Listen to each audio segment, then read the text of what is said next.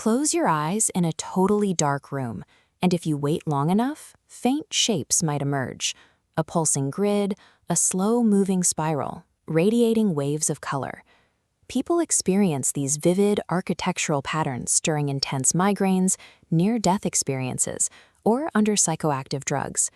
In the 1920s, a perceptual psychologist named Heinrich Klüver decided to systematically map these visions.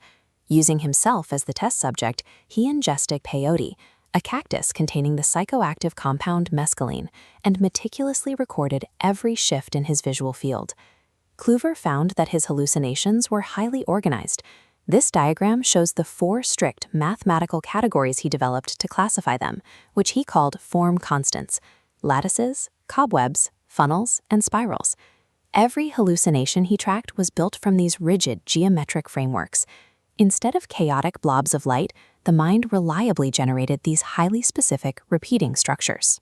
If entirely different human brains, under completely different conditions, consistently produce the exact same geometric shapes, there must be a predictable physical engine driving them. These specific patterns appear far beyond clinical trials. We find them carved and painted on ancient rock walls by disconnected cultures thousands of years ago. The psychoanalyst Carl Jung recognized this deep historical continuity. He believed that certain recurring shapes were embedded in the human psyche, acting as expressions of a collective unconscious. Jung was fascinated by the mandala. This image of a Tibetan Buddhist mandala highlights its strict concentric symmetry and radiating pathways. Architecturally, it is nearly identical to Klüver's clinical form constants. We are left with a strange overlap. Deeply spiritual, cross-cultural symbols exactly match the rigid geometric data of clinical hallucinations. To understand why, we have to look at the physical wiring of the brain. Light enters your eye and travels to the back of your brain, into a region called the primary visual cortex, or V1. Your brain doesn't process images like a camera lens. As visual data enters V1, the brain takes the circular, radial input from your retinas and mathematically flattens it out into a straight, grid-like map.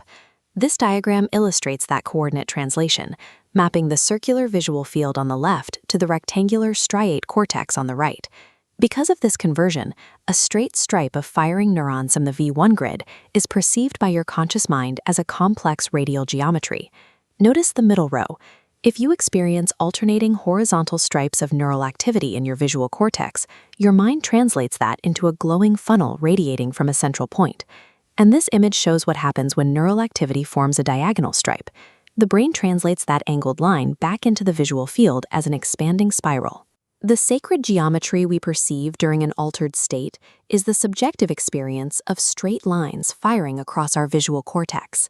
This brings up an obvious question. Why would neurons in the visual cortex spontaneously fire in perfectly straight stripes when your eyes are closed?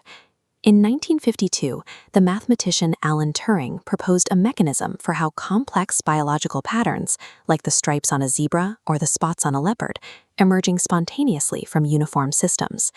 Turing described a mathematical battle between 2 elements: activators that try to spread a trait and inhibitors that try to block it. When they push against each other at different rates, the system naturally settles into clean, alternating stripes. The brain doesn't rely on spreading chemicals to do this. Instead, physicists and neuroscientists point to a stochastic Turing mechanism.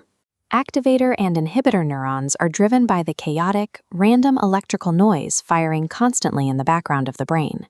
This random neuronal noise feeds into the visual cortex, gets organized by the Turing mechanism into neat alternating stripes of activity, and is then projected into your vision as spinning spirals and radiating mandalas. If our brain architecture is naturally predisposed to generate these patterns, you might wonder why our vision isn't constantly clouded by swirling geometry. Evolution built a filter. In the visual cortex, the long-range inhibitory connections are extremely sparse. This actively suppresses the internal noise and prevents the Turing patterns from forming, ensuring our ancestors saw the physical predator in the grass rather than an abstract mathematical construct. But during sensory deprivation, a severe migraine, or the ingestion of psychedelics, those normal filtering mechanisms break down. Long-range inhibitory connections are boosted, allowing the random electrical signals to amplify and override the system. The visual cortex is a generative model. When it is starved of external light, or when its chemical balance is disrupted, it has to build an experience out of whatever signals are available. It builds a reality out of its own baseline architecture. When we close our eyes and see glowing mandalas, we are not peering outward into a spiritual dimension. We are looking directly inward,